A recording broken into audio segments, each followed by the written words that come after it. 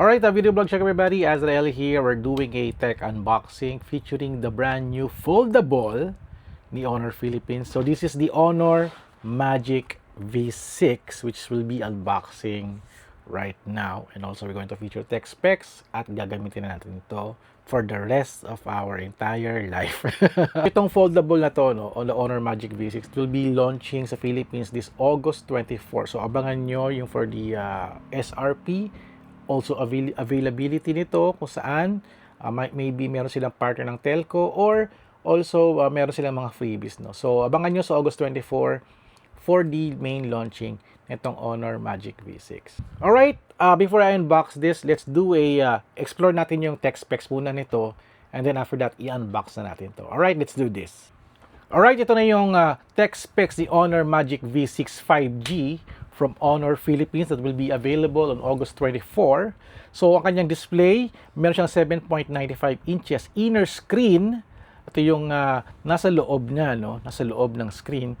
At for the external screen naman niya is 6.52 inches. So, both screens sa inner at external are all OLED display. At yung inner screen, merong 5,000 nits HDR peak brightness. At yung external screen naman, merong 6,000 nits HDR peak brightness. Meron siyang feature na tag na AI defocus display. At meron siyang 120Hz refresh rate. At meron siyang 4320Hz PWM flicker, free dimming, dynamic dimming, circadian night display, nature tone display, at ang kanyang kumbaga screen protection, no, Honor Super Armored inner screen. At for the external naman, yung Honor Anti-Scratch Nano Crystal Shield. So talagang pinatibay nila yung external tsaka inner screen. Subok ko na to, no, sa Magic V3 nila, no? Kaya mas lalo nilang pinaganda, pinatibay dito sa Magic V6. At meron siyang 10 times drop resistance feature, 15 times scratch resistance, at 3 times water resistance. Talagang pinatibay talaga. At parang feeling ko dinoble pa nila yung tibay nitong Honor Magic V6. At meron siyang feature na Dolby Vision, HDR-V at stylus support na rin din siya. So that's the display. At for the body naman, body specs ito, meron siyang 156.7mm na height at meron siyang 74.5mm pag naka-fold at 145.6mm pag unfolded yung Honor Magic V6. At for yung depth or thickness, 8.75mm yung white version, kasi white version itong nakuha ko. At meron siyang 4.0mm depth white version. Grabe, napakanipis nito. Kasi, you know, yung Honor Magic V3 before, it was the thinnest and lightest foldable. At itong Honor Magic V6, pinag-improve pa nila lalo. Matibay at talagang 4.0mm, napakanipis ng kanyang smartphone na to, no, na foldable, no. For the weight naman is 291 grams. At meron siyang IP rating IP68 at IP69. Talagang nakita ko na yung mga previous model ito. Napapawawa ko kasi last time nilagay namin sa sa washing machine na tumatakbo for 30 minutes na may tubig at may sabon. At yung V3 noon nag-survive. And for sure the Honor Magic V6 is much more better dahil sabi dito meron siyang water resistant na up to 1.5 meters, no. At yung kanyang hinge, pinatibay pa yung kanyang hinge.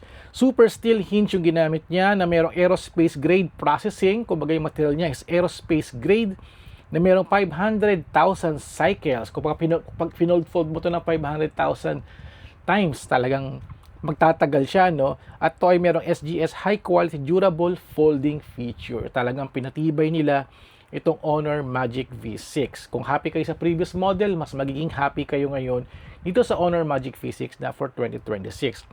For the CPU, gumagamit ito ng Qualcomm Snapdragon 8 Elite Gen 5 mobile platform.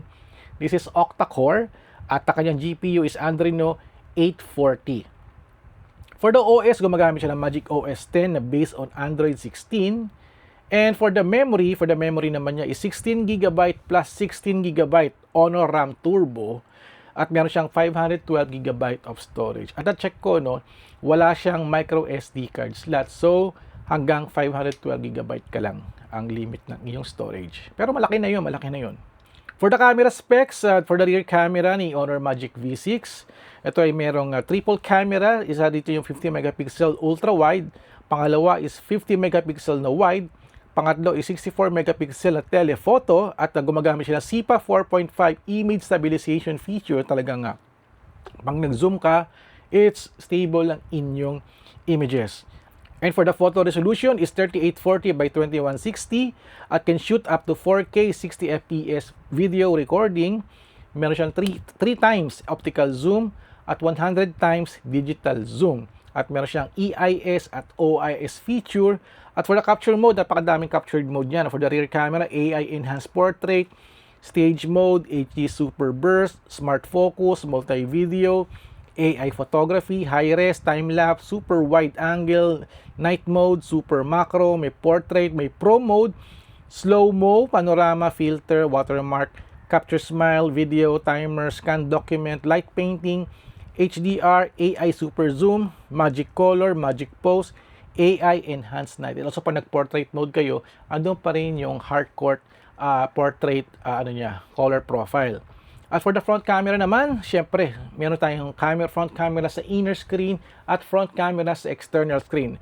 For the inner screen, meron siyang 20 megapixel na wide camera. At sa external screen naman is 20 megapixel na wide camera na merong resolution at 3840 by 2160, can shoot up to 4K, 30 FPS lang ang kaya niya. For the capture mode ng front camera, it's portrait, capture smile, mirror reflection, timer, night mode, gesture control. And for the battery specs, yung Honor Magic V6, ito medyo malaking battery niya. 6600 mAh na battery, kumbaga 6600, and at meron siyang 80 watts Honor Supercharge at 66 watts wireless Honor Supercharge feature. Mabilis na yung kanyang wireless charging. For the other specs, the Honor Magic V6, this is a 5G network, dual nano SIM, may eSIM feature siya. Meron siyang RF enhanced chip Honor C1 Plus for communication chip. Meron siyang Wi-Fi 2.4, also 5 and 6. Bluetooth is Bluetooth 6. OTG enabled siya, kumbaga support siya ng OTG, USB Type-C yung kanyang port. Ear jack is USB Type-C. Meron siyang fingerprint sensor at face recognition. Meron siyang Honor Sound, stereo amplifier. Meron siyang natawag na max screen extension. You can, extend yung max screen nyo dito sa Honor Magic V6. Also, you can communicate with other Apple devices. At meron siyang Google Gemini, of course. May Google Play to, may Google to. At meron siyang AI Image Color Engine at AI tools, yung mga AI erase, yan, marami. Kumbaga kasama siya dito sa Honor Magic V6. For the body color, available siya in red, gold, and white. At ang nakuha kong color is color white. Napakaganda ng kanyang color. And for the SRP, hindi ko pa alam yung SRP for now kasi na-video ko to before the launch. So, abangan nyo sa title nitong video na ito, i-announce ko yung, kumbaga, SRP nitong Honor Magic V6 pag na-out na kumbaga na-launch siya sa Philippines. So, ayun. Alright, na-explore na natin yung tech specs si Honor Magic V6 from Honor Philippines. Now, it's time to unbox this awesome foldable phone. This is the Honor Magic V6. Alright, unbox na natin to. Let's do this!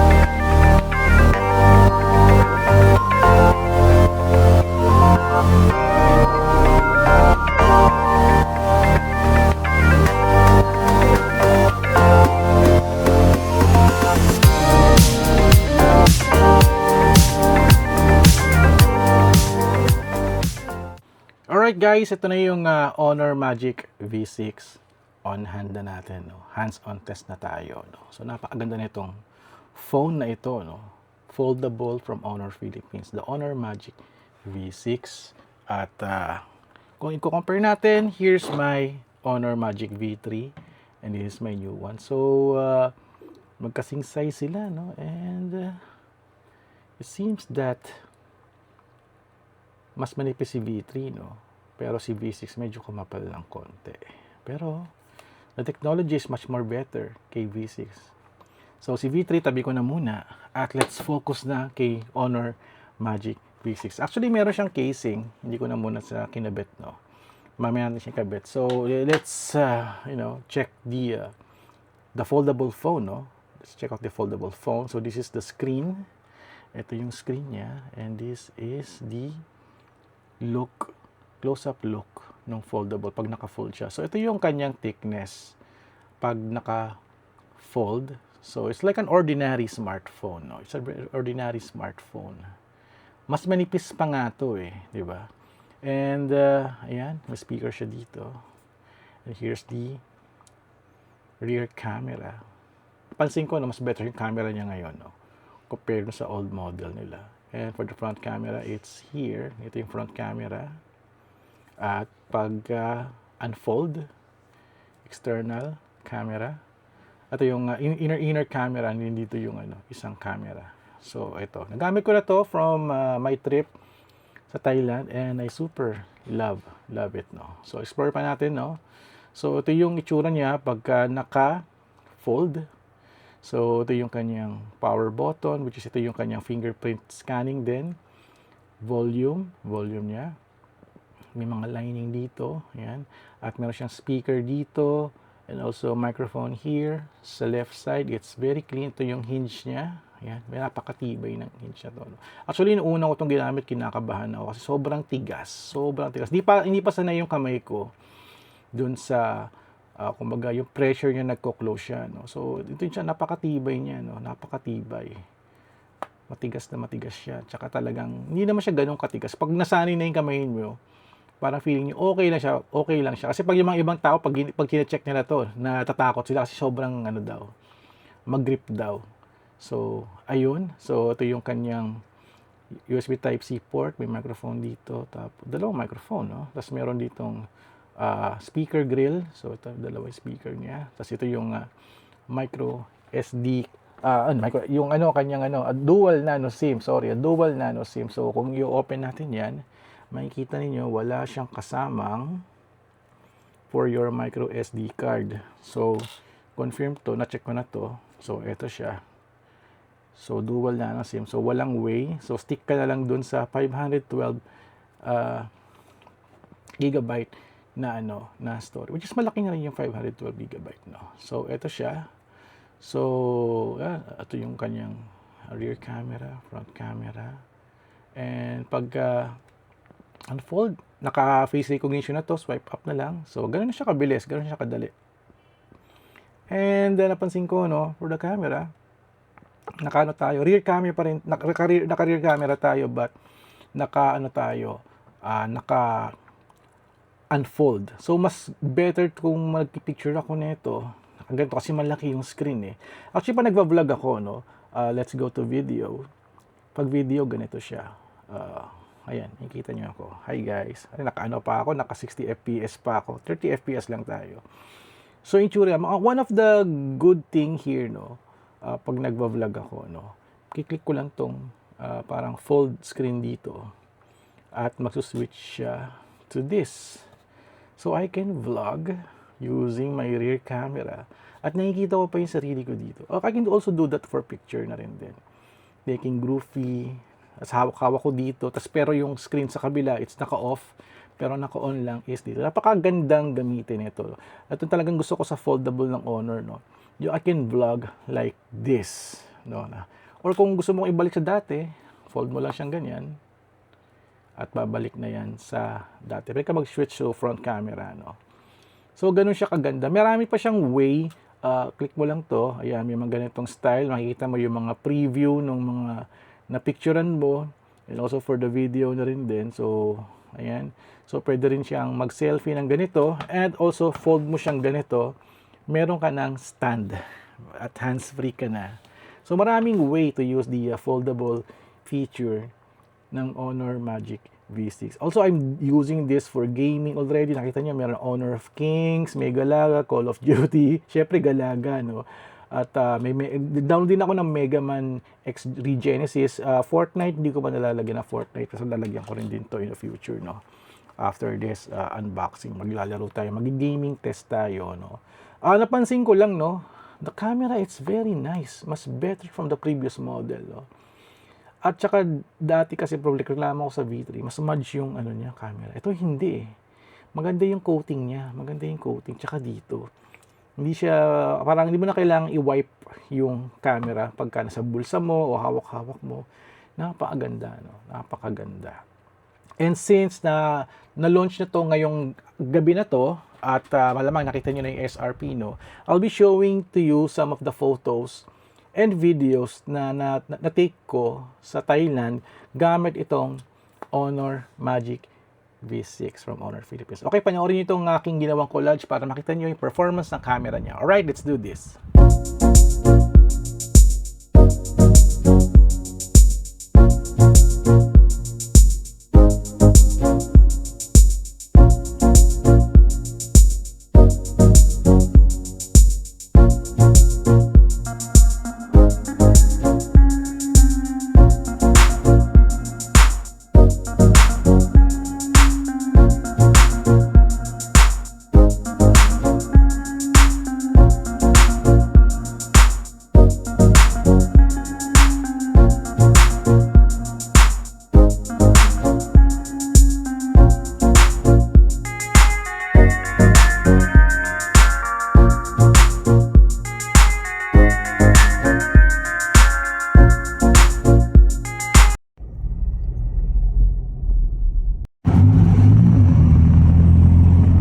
Of the Emerald Buddha. Bawal picture sa loob eh, tsaka video eh. So, sa labas tayo.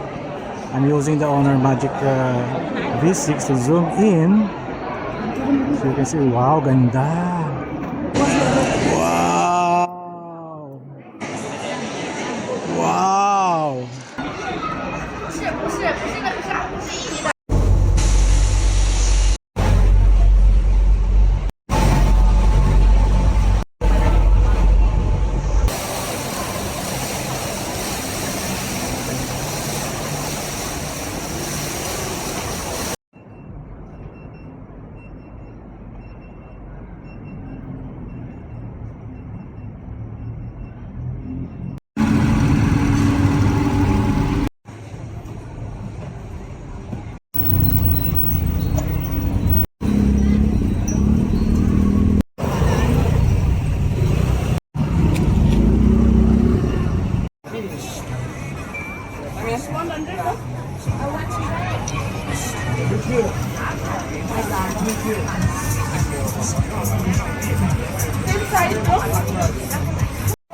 Masarap na tirang buwan. Tapos gawa mo. Tirang na silang gato.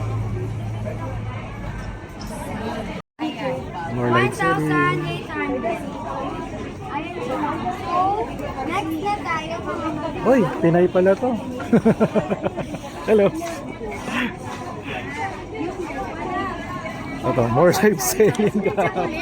Dapat sa Toycon ganito eh. Parang hijaban. Okay ha. Parang gusto kong gumawa ng live streaming festival ng mga shopping. Okay to. Makuha tayo na idea, no? What if sa isang event, lahat ng mga booth vendor nagla-live selling at the same time, pupunta ka na doon, pick up mo na lang yung items mo. Pero syempre, that's added income stream, no? Tsaka ano, pwede rin for overseas buyers. Alright, no, napanood yun na yung ano, no, yung ating samples, no, for photo. Super, I love this. Lalo na yung telephoto niya, napakaganda. Since ginagamit ko na to, I want to use the kumbaga yung cover. Maganda dito, no, dati kasi sa V6, meron pang separate na cover dito. Tapos nakadikit siya, may sticker. Ito buti nilang tinanggal nila yung ganong idea, no. Parang ito, naka-snap-on na lang din siya. Which is Problema kasi pag inad ko pa yung ganong cover, kumakapal yung phone, nawawala yung silbi niya as the thinnest and the lightest. Ito medyo bumigat ng konti kasi gawa na itong cover to. Pero I'll try to use i-cover. Kasi yung sa foldable na V3, hindi ako gumagamit ng cover ever since. Kasi I want to feel the lightness at saka yung feel. Pero ito, since maganda yung ginawa nila at naka-snap-on lang yung casing, ganito ko na siya gagamitin. Tsaka maganda kasi meron siyang ganitong ring, which is okay siyang gamitin for stand, naka-stand yung phone, or parang hawak-hawak mo siyang ganun. If you're using the foldable, pwede mo siyang gawing ganito at hawak-hawak mo siya dito, no? Para hindi ka mahuhulugan. If you're booking a Grab, for halimbawa, may ginagawa yung kabilang kamay mo, sabit mo na lang siya dito, no? Sabit mo na lang siya dyan. At meron ka pang ibang payang gawin. May dala kang payong, halimbawa, or grocery bag ninyo, or anything na ginagawa ninyo, no? So, nalagyan ko na rin siya ng pin code na rin din. So, ayun, napakaganda nung ginawa nila dito, no? Ang maganda rin dito yung hinge niya, napakatibay, very, feel na feel mo yung niya, yung tibay niya. Tsaka ito nahulog ko na to, nabagsak ko na to ng ilang beses. Talagang yung bagsak niya is very accidental. Tanggalin ko na muna to. Very accidental, nasty bagsak. Nabagsak ko to sa eroplano, sa hotel, doon sa mga tourism site sa Thailand. Also dito sa studio ko nabagsak. Ito yung pinakagrabe sa studio ko. Kasi dumulas siya, pinatong ko sa ibabaw ng phone, nag-slide siya, at talagang lagapak. Pero chinek ko, no, wala siyang gasgas, wala siyang biyak, wala siyang damage or scratch. Nag-worry ako baka tamaan yung camera pero hindi.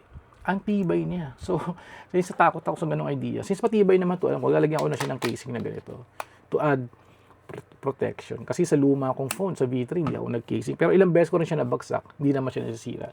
For water test, hindi ko pa talaga gawa ng water test. But si Honor Philippines, sa mga event nila, tsaka sa mga promo nila, talagang nilubog nila sa tubig, no? And also, tsaka yung pinakamalupit dito, no?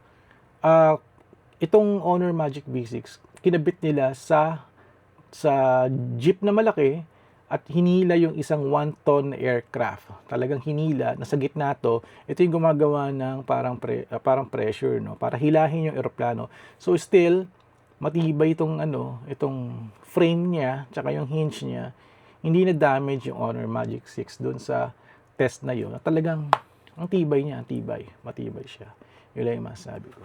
So ayun, we're going to do more content at test with Honor Magic V6. So, I'm sure nakita na yung SRP, no? Dahil nila-launch na to. At check na lang yung title na itong video na to for the SRP.